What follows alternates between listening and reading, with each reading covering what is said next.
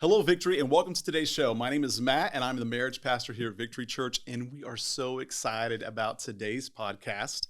We have with us Jeff and Shanti Feldhahn, and if you don't know this amazing couple, Shanti is a graduate from Harvard University. So is he. Oh, you're a graduate from Harvard as well? That's where we met. Very cool, very cool.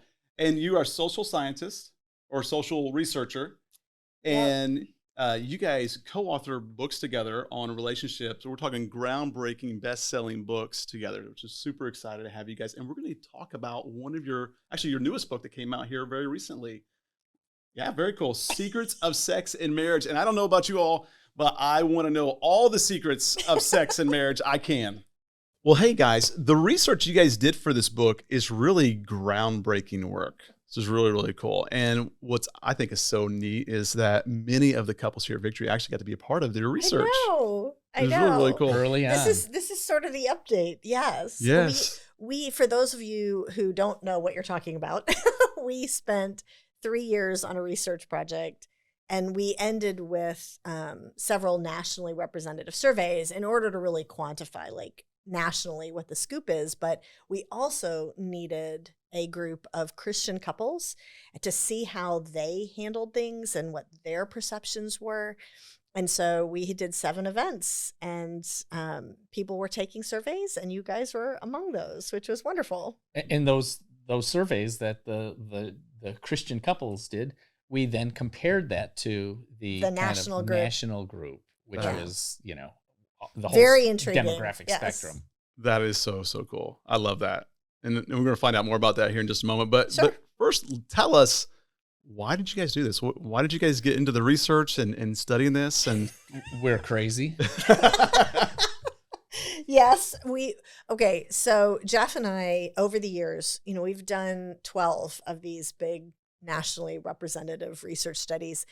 And the one prior to this was on one of the other big issues in marriage, which was money, right? We yes. wrote the book Thriving in Love and Money, and I know you're familiar with that, and helping people have a good relationship around this, because we had seen, like many people do, that that's one of the big issues. And then we're like, well, what's the other big issue? Sex. Aw, dang. Yeah.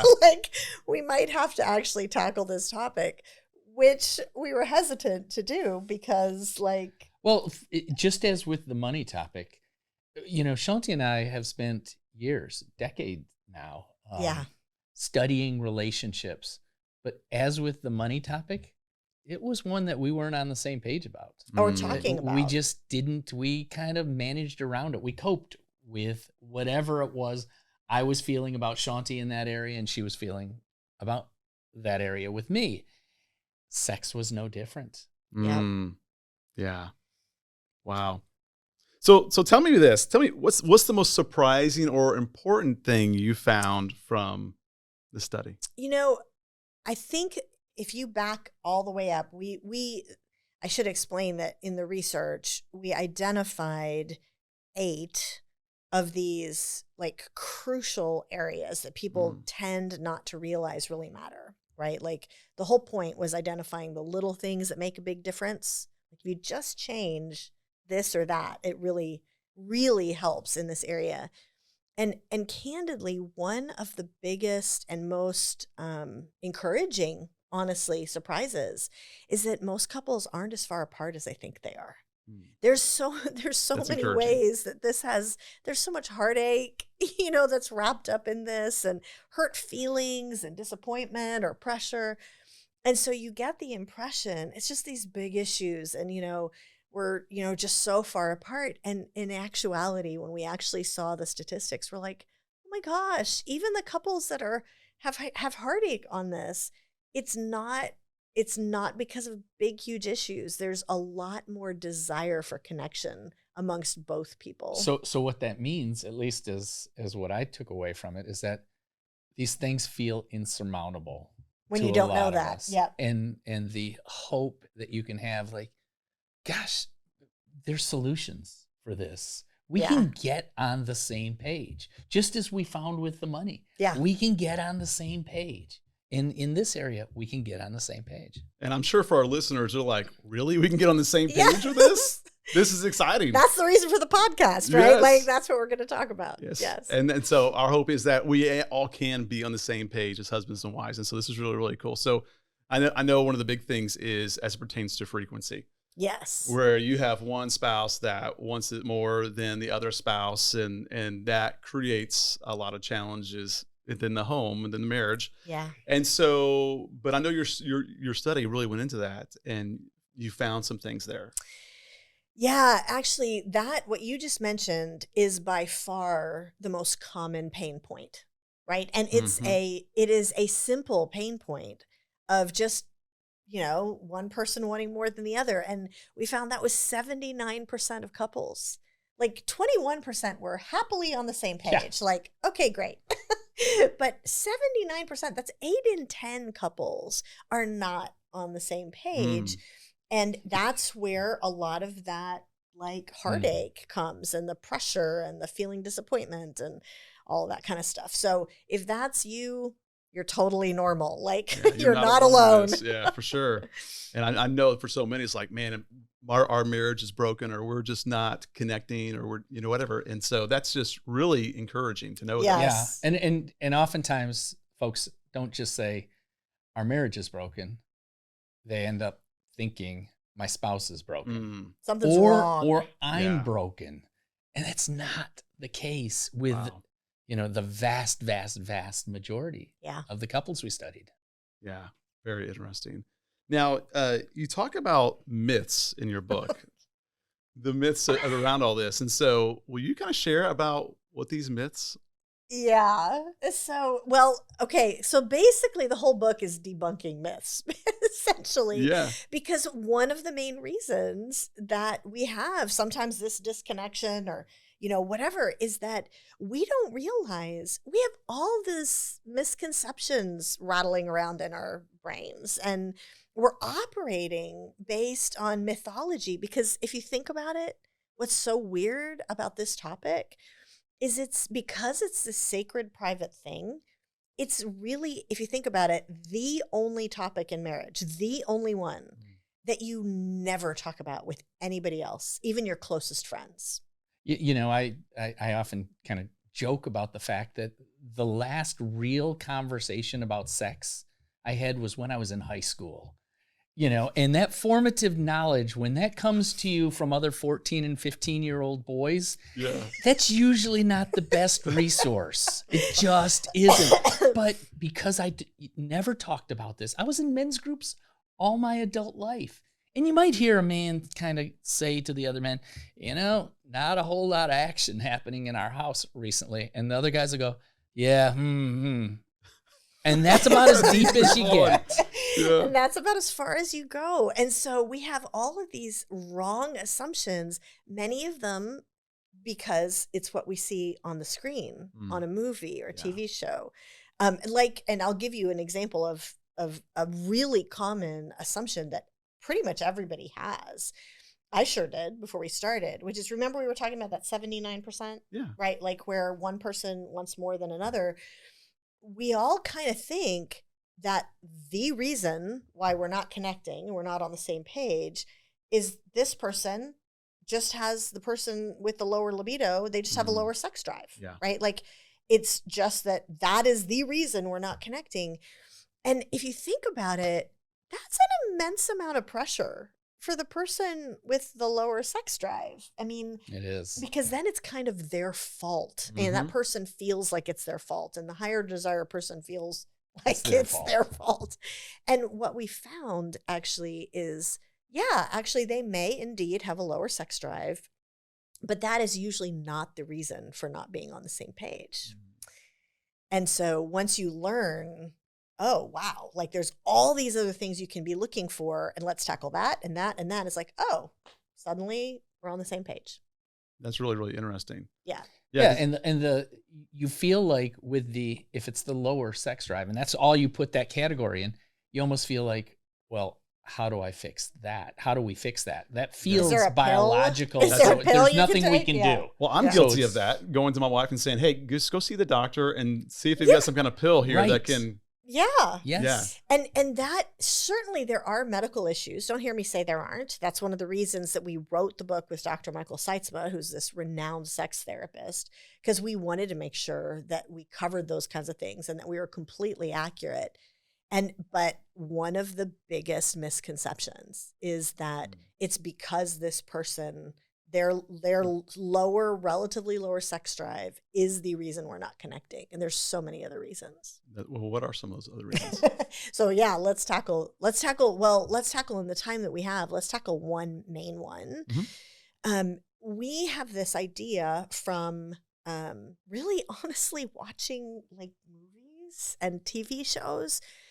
We think that there's just one way sex works. Like it's just like one way that desire works. And you have the guy and the girl and they look at each other and there's this spark, right? Like there's this feeling of desire, there's this hunger, and they start kissing and pretty soon the clothes are off and they're in bed. And so it was basically they felt desire and they did something about it. Okay. Which is what we kind of think that's just the model. That's how what it works. Sex is. And it turns out that is one way, one model of how sex is, but actually there's two different primary types of desire, not one. And what you see on the screen, that you could call initiating desire. That person's physiology, they think about sex more frequently, they feel a sense of desire, and they take action, okay? But there's a whole nother type of desire, and you could call it receptive desire. Okay. And the person with receptive desire, literally their physiology works in the reverse order, where the person with receptive desire usually doesn't feel that sense of desire. And instead, they decide to get engaged with their spouse. They decide to move forward with them sexually. And then as that happens, now assuming that this is positive, this is obviously all assuming these are good-willed marriages, but assuming that's positive, then that person starts to get stimulated, and then the sense of desire arrives that maybe their spouse felt from the very beginning. And help us out. What are we talking on a timeline? Like it could be 5 to 10 minutes later. Yeah. I mean, which is shocking to a person who has, been wired all their life with initiating desire, because you just feel like that is how sex works. Yeah. You desire that person, your spouse, you become aroused, and then you engage. It should just happen. It should just happen. Yeah. And to actually, here's really the encouragement about this and why this is such a transformational understanding for so many couples, is because you see what happens in Hollywood. Even though you know that Hollywood puts people in weird situations, you think the process is that's just it, right? And so if it doesn't look like that in your house, if your spouse isn't like that, you think something's wrong, right? Yeah. Or we lost the chemistry Right. here. yeah, Exactly. Or, Exactly. Or I'm not desirable. Why am I not desirable? Yeah. We actually, one of the very first pieces of the research that we did very early on, before we did any of the big nationally representative surveys, we basically sent out an informal 1-question survey to all of our followers and anybody who wanted to pass it around to their friends and whatever. And we basically said, look, if you could ask a sex therapist, Dr. Seitzma, if you could ask a sex therapist 1 question about your intimate life, what would it be? Like, this was an intriguing question, right? Yeah. By far, the top answer, was, why isn't my spouse interested? And there's pain there in that question. Yeah. And there's pain on the part of the spouse who's thinking, why am I not interested? Yeah. And there is this overwhelming freedom and life that comes when you realize, wait, they are interested. It's just activated completely differently. And so once you realize that, then suddenly there's all these steps that you take that you just handle your intimate life differently. Like, I don't know if you want me to go into what some of those things are, but well, one of the things is we've been doing, talks and events on this particular topic, we have we use a software program that allows us to poll the participants. Okay. And one of the questions we say, how many live polling, so they can see the results on screen. So how many of you believe that the model that is shown on television or in the movies, that's how it just works. That's how it works with most couples. What would be your guess with the percentage of couples that works with? And the number is, people are like, oh gosh, that's got to be the majority. It's got to be over 50%. Yeah, it's got to be. And so most people will say that over 50% of the couples must hit that model. Yeah, and we actually crunched the numbers, because what that means is both the husband and the wife have initiating desire, right? Like, how many couples does that actually apply to? And it's actually 10%. Oh, wow. 90% of couples have a different pattern. So if that's you, you're not alone on that one either, right? It's really encouraging to realize. Well, and the thing for me was with men, the stereotype is it's the guy chasing her around the bed, all the time. So initiating desire.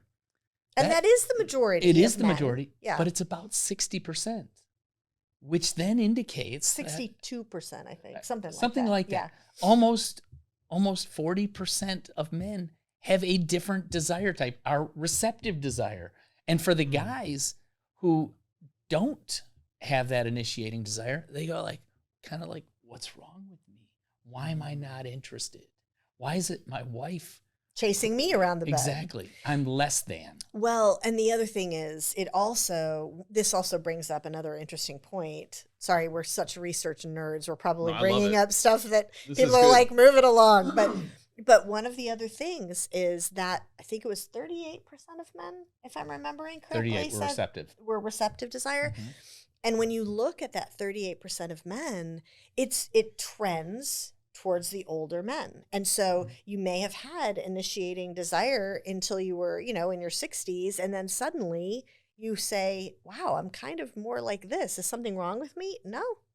It's just, that's common as you get to be older. So it's biological. These are physiological issues. So we just have to know what to do. It's not something of we're broken or with a force of will, I should be able to counter.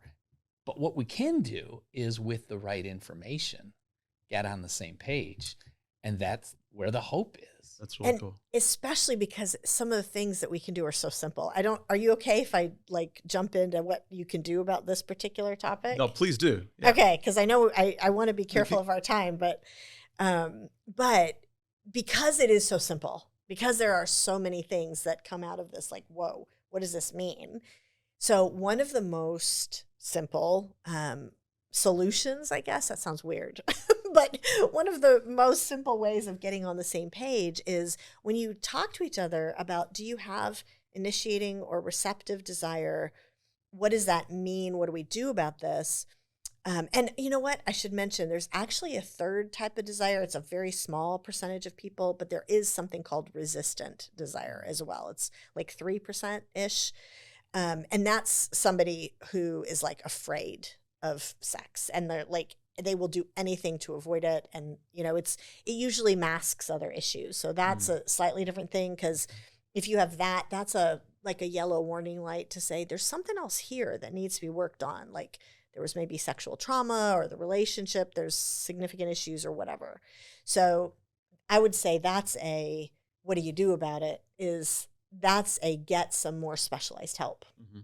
But for the majority of couples where one person has initiating desire and one person has receptive desire, which is by far the biggest pattern, really truly recognizing that the person with receptive desire, they just need to be approached differently. Like they need to know what you've got on your menu for the evening well before you get to the bedroom. And when I would hear that for the first couple of times, I'm thinking, so you mean I have to warn you? Because that didn't feel real exciting to me. No, this is not warning. This is truly anticipation. Because the person, again, everybody's a little bit different. Everybody, there's a spectrum here, but the average person who has receptive desire just isn't thinking about it. Like literally just isn't thinking about it. And to the average person who has initiating desire, you can't imagine that they're not thinking about Why it. aren't you Because- thinking this Why way? aren't you Exactly. thinking this way? And so the anticipation time is literally things like, in the morning, you're flirting with your spouse and you're making some little comment about what you'd love to have happen later. And it's like, oh, like that person, it wakes their brain up to that. And then they can start anticipating it so that they kind of get a head start on getting their physiology going. And that's an example of both people kind of working with the reality rather than wishing it was different, working with and honoring how their spouse is wired. It's really cool. There's something that we do with couples when we go on dates, and we encourage them when they go on dates Mhm. to, hey, when you start your date off, just intentionally kiss for 8 seconds. Huh. Open mouth kiss, and Oh my just gosh. intentionally kiss for 8 seconds, whether you want to or not, just do it. And it's really cool. After, 4 or 5 seconds, you're like, Yeah. kind of enjoying and get those sparks going Yeah. as you go into your date. I think it kind of goes along with kind of what you're talking about Yeah. here. Mm. Whatever the issue is, Mhm. of how it works, and this is one of the things, each individual couple, it kind of opens it up to, wow, is this you? Mhm. Like, what makes a difference for you to know ahead of time, and Yeah. how does that work? And or maybe I can't remember the numbers, it was maybe 15% of the couples where both of them had receptive desire, right? And then you're kind of just Looking at each other. staring at each other like What do we do? And so maybe like if that's you, then you go, well, maybe scheduling sex works, like every Wednesday night the kids are at Bible study, and so Wednesday nights are night or whatever, so that you actually know that you have something you can look forward to. If it's on the calendar, it's going to get done. Yeah. Hey, would you guys share with us a little bit about how people can get to know more about you guys, find information on you, your books, and your podcasts? Yeah, well, I mean, the easiest thing on this topic is actually to go to the website that we built, which has a lot of resources on it, which is the same as the title of the book, secretsofsexandmarriage.com. Hey, this was a great conversation, and I just want to thank you all for joining us from today's podcast. Hey, join us next as we're going to go into part 2 of Secrets of Sex and Marriage.